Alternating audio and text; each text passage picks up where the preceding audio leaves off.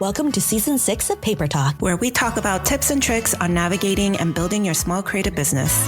I'm Quinn Nguyen of Pingamosi. I'm Jessie Chu of Crafted to Bloom. And I'm Sarah Kim of Handmade by Sarah Kim.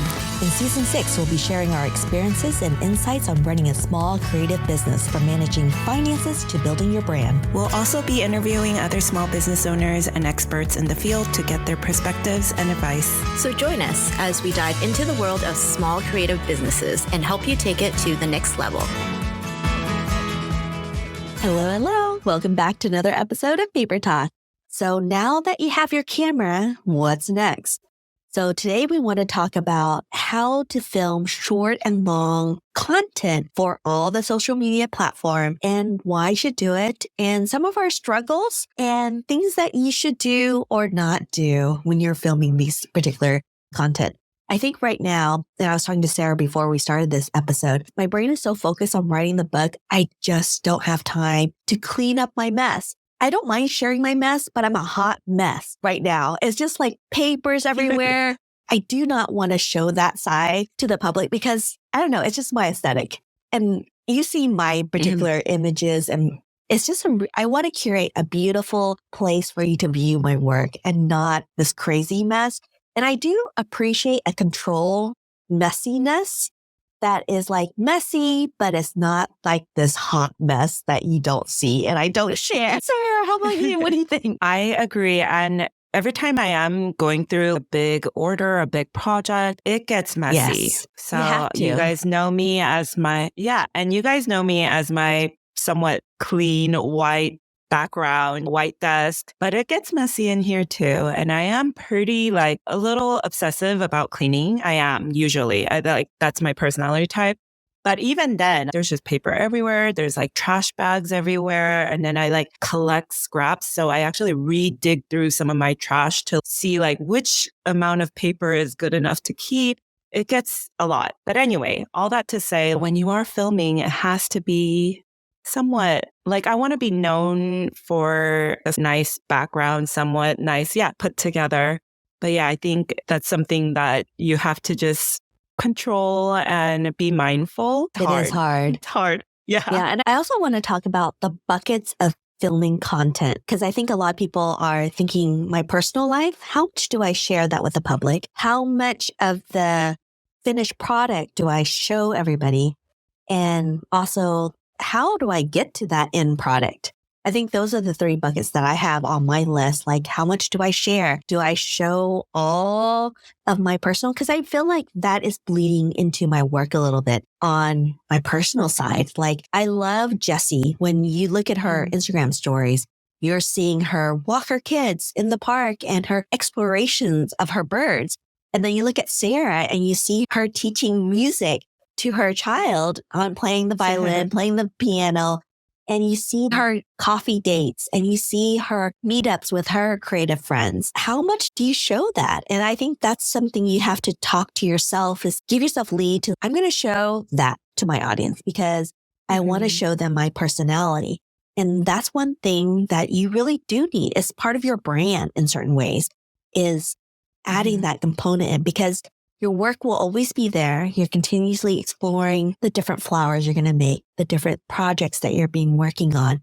But sometimes you need to show your softer side, the you side, the funny side, the hot mess sometimes, but a controlled hot mess. Yeah. How about you, Sarah? What is your bucket that when you think about filming content? I agree with you. I think you do have to have some aspects of personality to just grow your content. Because they're not just watching your paper flowers, because then they could watch 50 other paper flower artists, but they're watching you make the paper flower, right? So I think there is a selling point and a marketing tactic that goes behind that, because they're supporting you as an artist and then your paper flowers rather. And this is totally going to be, a personal decision. I try not to let social media overpower my life. But I do try to share some personal things that I think is necessary, but I definitely don't try to make that a huge priority in any way. So I think you just need to have a balanced idea behind that, because I'm not going to be busting out my camera every time I hang out with my friends or every time I hang out with my family, right? Like that is going to be like too much. So I think you do have to have a balanced thing. And yeah, I go out way more than what on my Instagram or YouTube. I only really film certain parts of it, and that's going to be the reality. But I think, yeah, it's important to have content around you and you as an artist. And yeah, I obviously film that in short form and long form videos. I do now vlog. And so I do have like a lifestyle video other than tutorials. And it is a hard balance to figure out when you turn on your camera and when you don't. Exactly. And also think about when you're filming things. Are you filming it vertically? Are you filming horizontally? What platform are you going to be doing on it? And how do you repurpose that video content so you don't have to film it twice? Sarah and I, we talked about before where we used to film things specifically vertically for Instagram, for TikTok. But then when you jump onto a horizontal platform like YouTube, how do you repurpose that? Because you want to shoot it in such a way that you can cut that horizontal layout into a vertical so you don't have to refilm it twice.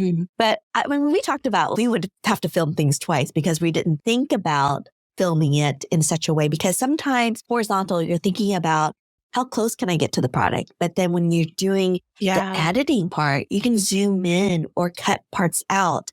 But that's something that you, as you're producing it and directing yourself, how do you angle things? And so that's something you need to think about. I got my new camera in the new year next. And I actually, the reason why I upgraded my camera was because I wanted to be able to shoot in 4K. And my older camera was only shooting in 1080, which is a lower resolution. So the beauty is, okay, before with my 1080 camera, I had to shoot twice. So one vertically and one horizontally. And I used to do that. And it was a lot. But now what I do is I actually shoot in horizontal because it's 4K quality. And then I use snippets of it vertically. And it does not cut off the resolution. It actually, when you do cut the vertical aspect of your horizontal 4K video, it's like the perfect size for your Instagram. It's actually like 1080 by 1920. I now just film once horizontally and then I take a vertical shot from it. I do have to be mindful of the angles, like you were saying. If you're doing close-ups, then it might look a little weird if it was a vertical shot. So you just have to be mindful. But I practiced a lot throughout January, February. I hope you guys could tell, but basically I was on that camera all day to prove to myself that it was worth investing into a new camera. Yeah, I feel like I practiced enough that now when I shoot a horizontal video, I could intentionally shoot for vertical as well. Tell them what camera you have there. I have the Sony A7C. I think that's what it was called. And I actually just bought a Sony ZV-E1. And it's the ZV series, meaning it's like a vlogging camera, but the E1 is the upgraded version of all of that. Basically, it's a full frame camera and you could interchange lenses, but it also has a built-in stabilizer that's much stronger than their previous generations. And it's fairly new. I want to say it's not even a year that they launched this. And we just found it on OfferUp and I was like, I have to buy it. Awesome. Yeah. And I think I got a couple $100 discount kind of thing. And even though it's used, it can't be longer than a year because they just launched it in May last year. I'm really excited to see and compare with the one that I just bought recently and then see which one I really love and then maybe let the other one go or maybe keep both. I don't know. But I am investing into, my equipment just because I think I did transition into a place where my business is about my content. And I know it's not going to be the case for everybody. Like everybody doesn't necessarily have to rely on their content, but content, it really does drive more audience and people to view your work. So then it takes you to your website, you make more sales. I feel like in this day and age, like you almost have to create content around your work, around your business. Even if you're a restaurant, like I go to restaurants where they probably had not a lot of customers and it goes viral just from a content. And then now they have lines going out. And sometimes it's like totally mediocre food, but just because it's viral, like people are all there trying and checking out a business. Exactly. So I feel like you have to. Yeah. Yeah, it's so important. And one thing, if you have a camera and you're doing a lot of video, get a tripod. It is so important to have a tripod that you can move up and down and get different types of angles. And I love the angles that you do in your videos. I love the side view. I love the low end view, and I love the overhead view. It's just really great and interesting to look at. And I see a lot of videos where it's overhead, you're making something, which makes sense. But sometimes if you just bring that camera down lower, you just get a more interesting view. So play around. And Sarah talked about in January and February, she spent a lot of time trying to test things out. And you have to have that moment of letting it go and giving yourself freedom to say, is this going to work? Because you won't know until you do it. And it's so important to test it and do it and force yourself to try things out differently, because you never know until you do it. And as a business, obviously, there's going to be months that you are busy. And Quinn is really busy right now, but I'm actually not. And so I'm like, I feel like in the past years, if I wasn't busy, I probably just watch TV all day, just for my own, just resting, which is totally fine. But I've done that. My kid's been in school now for a few years. I have my own time throughout the day. So I got over spending that like me time.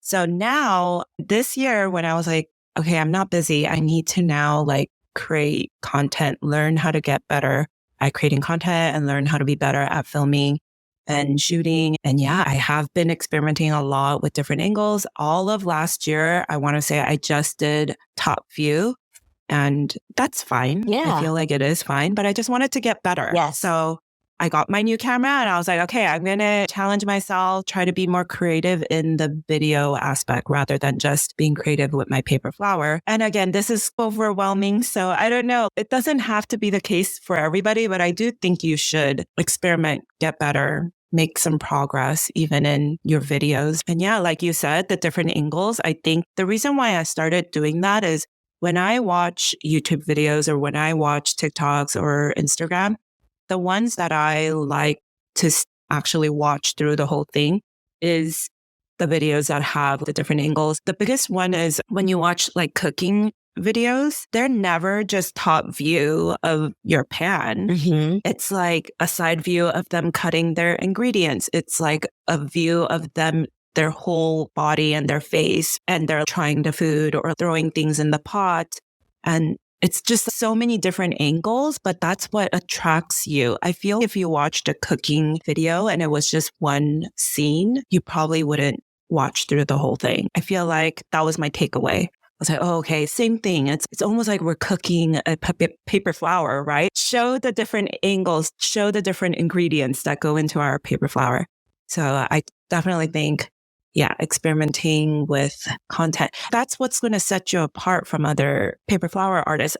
I don't want to call ourselves competitors, but in a sense, yeah, at the end of the day, you want your business and you want your audience and your social media presence, right? So I feel like, yeah, there's going to be 5,000 other chefs that are all popular. I think that comes with personal branding too.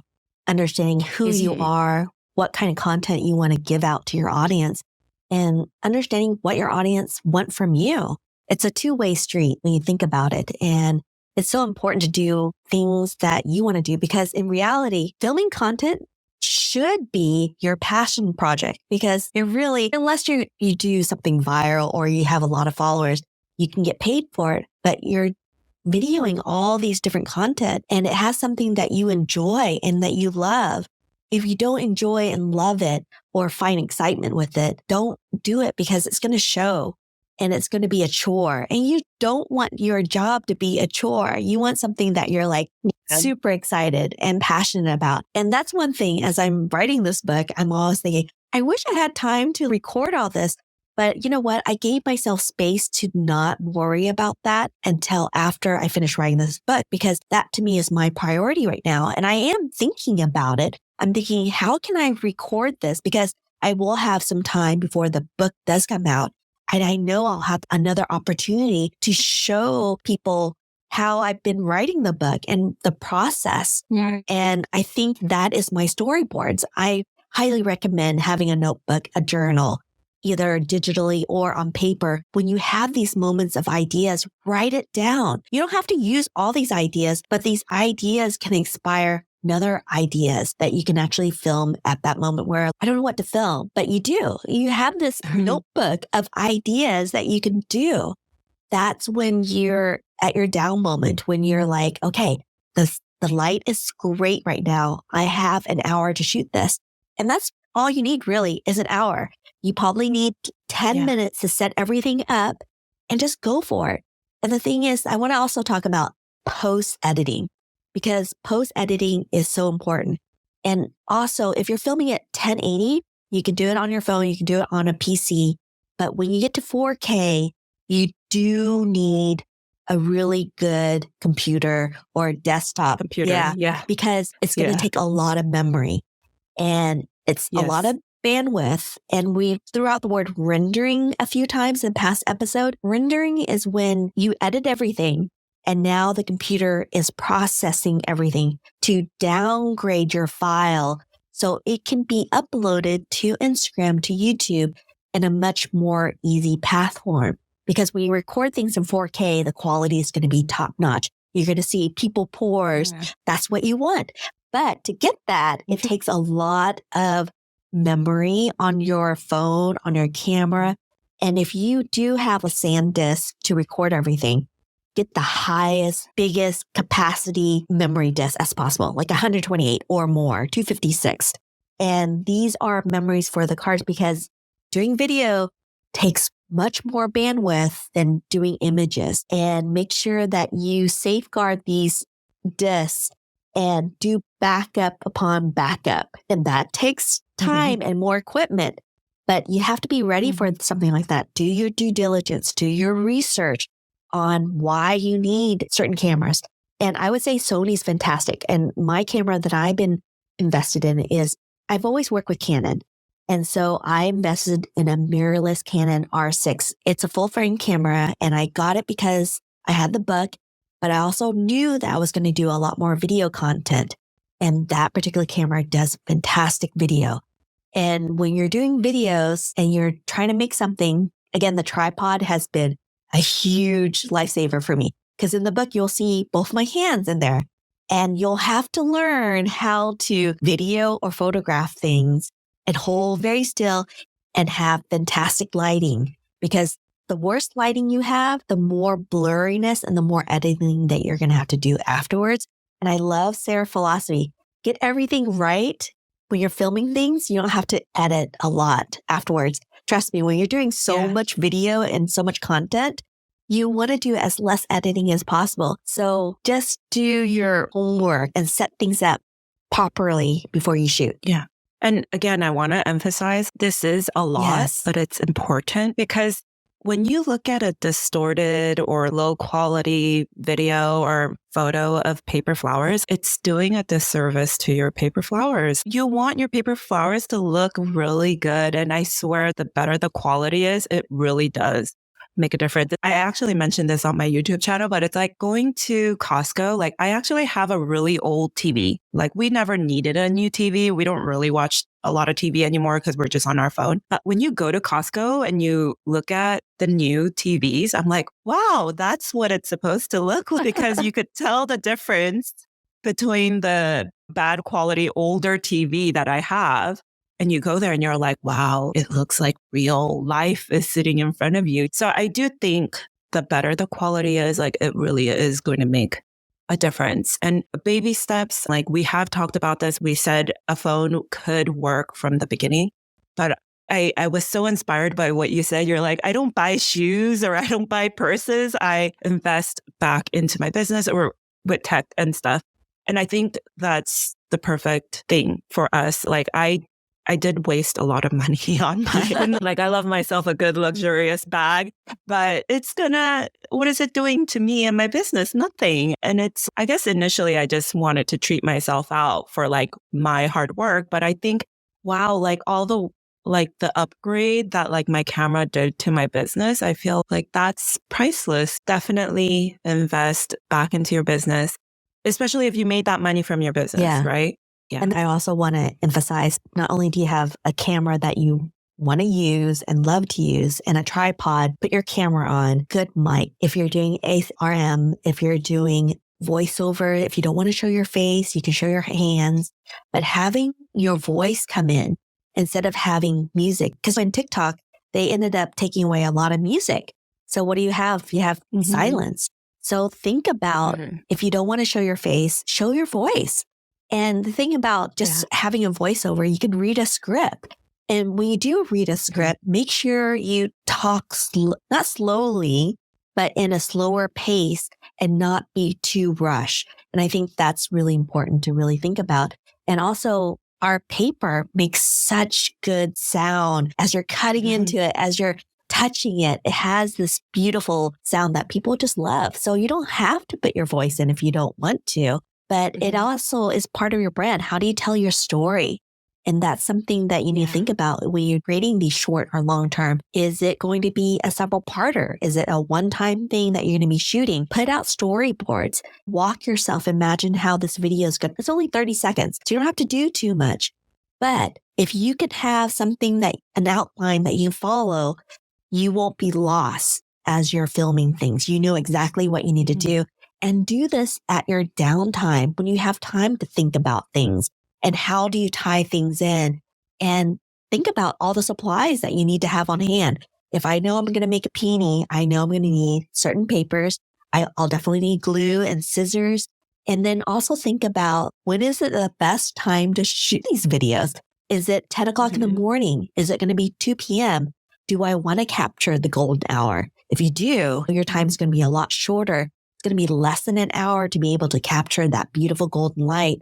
But the cool thing is lighting now is so high tech. Those LED lights, you can like pre-program to find that perfect golden light. You can extend it out. You can film a little bit longer. But I have to say, filming on natural lighting is so wonderful. Yeah. And it's the easiest. Yeah. I actually watched a vlog where they shoot in nighttime with a spotlight. And it has this ambiance that I loved. So I'm almost like, I could even experiment with different times throughout the day. Like, I know a lot of stay-at-home moms, they're not going to have time to shoot during the day with babies crying in the background or something. Yes. So maybe do it even at night and maybe experiment with lighting for nighttime. Yeah. I feel like that could be a thing. Yes. And it could be like a trend. And it actually looks like intentionally moody. Yeah, exactly. So look into that. Yeah. Yeah. And I was going to say, with you talking about the whole mic situation, I just tried the Adobe Premiere AI voice enhancer. Isn't it great? And it's amazing. And the problem is, like, my room is a little echoey. I don't know if you could even tell through the podcast, because I know that Quinn does a really good job in editing it. But my room is a little echoey because I do have wood floors. So anytime I talk into the camera for my vlogs or for my tutorials, it has a little bit of that echo. And I didn't really care to change it up. But to get better quality, I was like, this is going to be the perfect tool that I could implement into my videos. So I actually tried it for the first time like a couple weeks ago, and it was seriously game changer. I can't believe it. It sounds like I'm using a mic. I know. It's really amazing. Yeah. Even CapCut. CapCut is my iPhone video editing choice when I have to edit something really quick. If I had time, I usually will upload it to Adobe Premiere and just edit through there because I have a lot more control and I can throw things in that is a little bit more high tech. Most of my video tutorials that you guys noticed, it's done through Adobe Premiere. But when I'm doing Instagram and I need to quickly put together a video, CapCut now has AI voice enhancer. It's fantastic. Really? It puts a filter on your voice and it takes away the echo. And even if I'm using a good mic, it cleans it up. And it's so fantastic. I'm like, it sounds professional. Yeah, exactly. I love AI. I feel like I'm totally invested on these type of upgrades. How can I use AI to enhance my voice, my sound? It's just really amazing. How can it help me write a storyboard? It's just been crazy amazing how this particular year in itself, I would say in the past 8 months, how AI has really changed things for the creative, where you don't have to hire someone else to write your script, to edit certain things. I feel like even though you are like, I am mainly known for tutorials now, but I think even if it was just to sell your product, like I know a lot of our listeners might sell their paper flowers rather than sell a tutorial. I think the process video is still very important because I think people want to see like the intricacy behind things. Maybe you don't have to do like a full tutorial step by step like I do because I am trying to sell my tutorial. I feel like some kind of process video is always so fun to watch and to look at. So I think maybe just keeping those things in mind. And when I showcase like my final look, and I know you implement it too, but I do a lot of panning out on your paper flowers, maybe doing like a side to side view or even like different angles of your flowers. So you can still make videos without a tutorial or without a process video. Yes. I feel like you can still make really good. And especially when you use a nice camera, like then it really shows through rather than an iPhone, like scanning from side to side. I feel like that's when it really showcases your product. It's like taking a picture with your phone versus your real camera. So I feel like it's something definitely to keep in mind. Yeah, definitely think about your B-rolls. These are little snippets of still shots. So you have your camera on a tripod and you just let it sit there and just film whatever is happening. Or you can do, Sarah pointed out when I was asking her like video tips, this is a key thing that you'll notice in a lot of different videos. If things are moving, your camera stays still. If things are still, your camera is moving.